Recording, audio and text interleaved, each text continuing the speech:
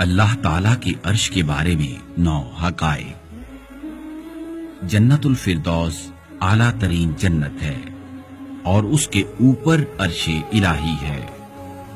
روز قیامت سب بے ہوش ہو جائیں گے۔ سب سے پہلے نبی کریم صلی اللہ علیہ وسلم ہوش میں آئیں گے۔ آپ صلی اللہ علیہ وسلم نے فرمایا، میں دیکھوں گا کہ سیدنا موسیٰ علیہ السلام اللہ تعالیٰ کے عرش کے ایک پائے کو پکڑے ہوئے ہوں گے۔ سیدنا سعد بن معاذ فوت ہوئے تو عرش الہی نے حرکت کی۔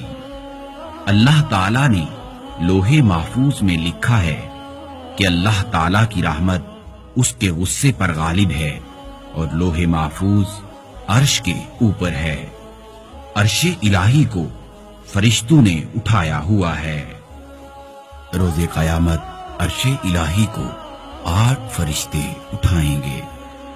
روز قیامت عرش الہی میدان محشر میں ہوگا۔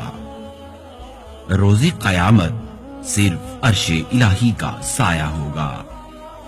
ذات الہی ازل سے تھی، تب کچھ نہ تھا اور اس کا عرش پانی پر۔